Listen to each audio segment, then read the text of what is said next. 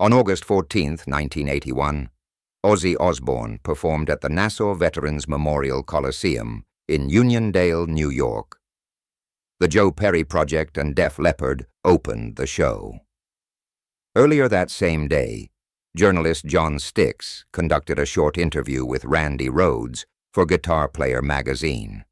Here's that interview.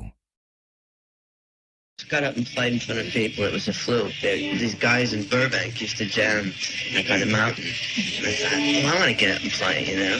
And when I first did it, people started clapping and stuff, and I was blown away. I just never had... Now, you were jamming. Were you jamming? Because people, myself included, you imitate before you throw out the old and try and find yourself. Yeah, well, the thing, I'll tell you, to be honest, I wish I could agree with you, but, I mean, like, even now, everything happens so fast in this band, I haven't had enough time to really think what I want to do. Like, for instance, I do a solo live.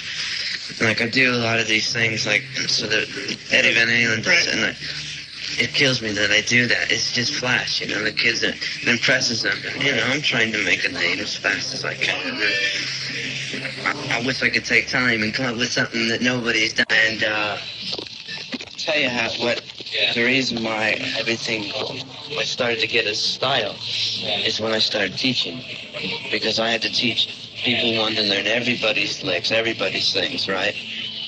And at first it was okay. I thought, okay, wait a minute, you've got to get your own style, you know, you can't do that. So I started like just combining what they want to learn and just a bit of technique. And, you know, you hear so many different people every day. You find yourself in it, if you can understand that. But, I mean, you're teaching, like, everybody's licks all day, you know. And I never did that because I never had a stereo when I was young. So I never copped licks off records. See, I started when I was really young. I started when I was 7. And I never got to cop records because I didn't even have a record player. So by the time I got to teaching, I didn't want people to keep carrying on doing it, you know, too long. So where did you get your licks from then?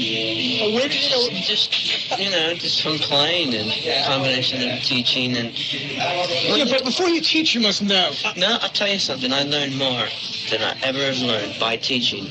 Because, like, they'd come up with progressions and say, well, what kind of lead can I do here? And I'd have to keep reverting to scale. And sometimes they'd come up with questions I couldn't answer. Therefore, I'd learn licks. Every day, every student, I'd almost learn something, you know? And it was like, I just learned so much that it was great.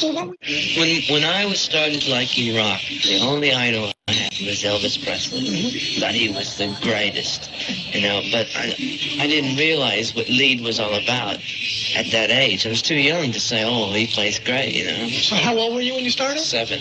How old are you now? 24. But another thing is, I tried lessons off and on, but I couldn't stick with it, you know, and I didn't have the patience. But I went back in my teens and took classical, and it did wonders for me. So it sounds like you didn't have rock and roll dreams at all. No, not at all. I'll tell you, when I was like 12 and 13, I started jamming, and then I said, that's it, I want to do this for real.